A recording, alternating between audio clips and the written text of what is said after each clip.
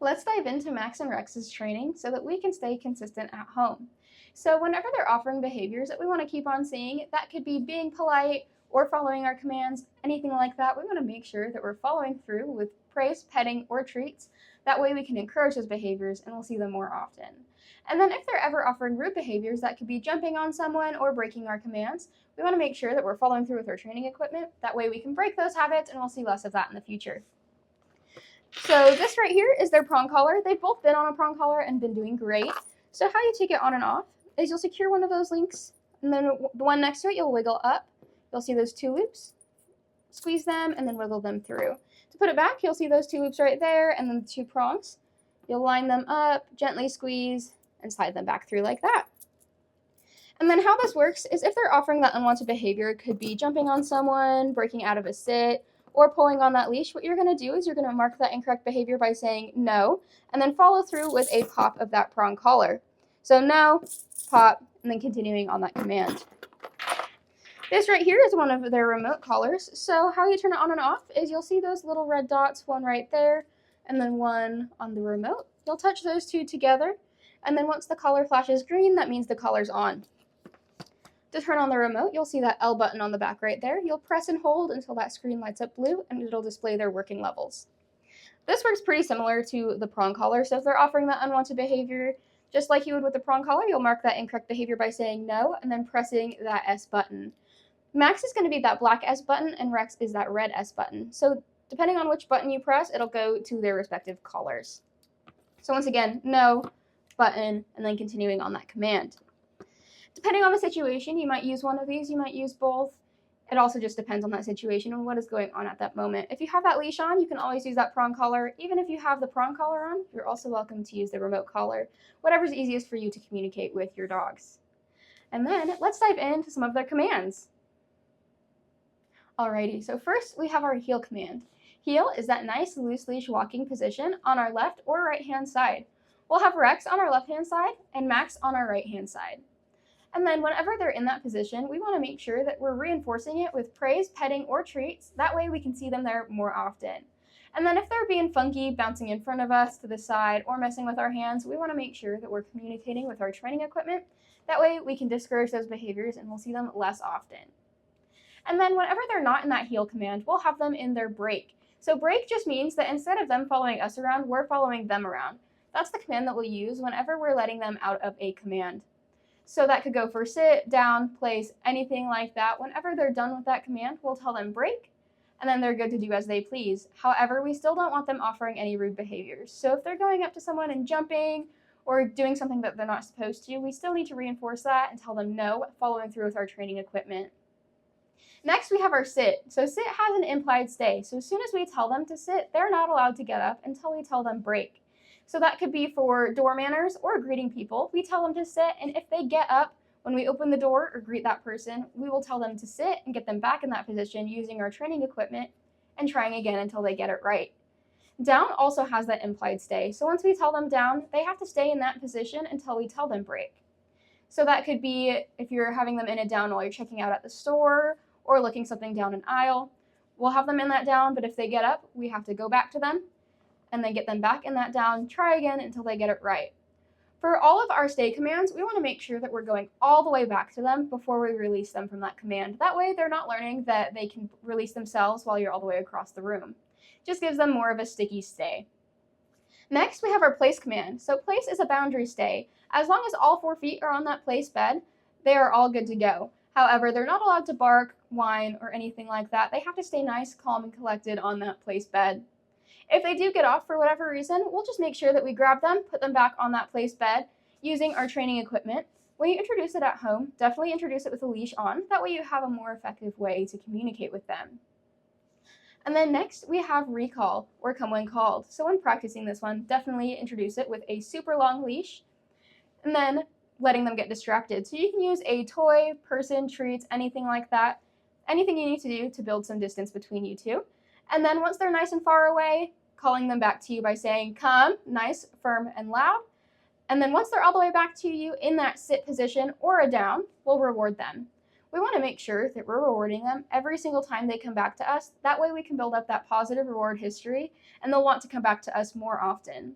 However, if they are all the way across, you can't get their attention, they're set on sniffing whatever's over there, we want to make sure that we're saying no, following through with our training equipment, and reeling them in like a fish if we have to. And then next we have leave it. Also, when introducing this one at home, definitely have them on a leash. So when you're practicing this one for the first few times, try using a dog-safe toy or treat, tossing it away from them, telling them leave it nice and firm, and then once they're in a sit position in front of us, rewarding them from our hand. And then also for this one, whenever you're releasing them, telling them break, and then okay whenever they're able to get that item, if it's something that they can have. Alrighty, and that is everything for their commands, and let's watch them do them out in public.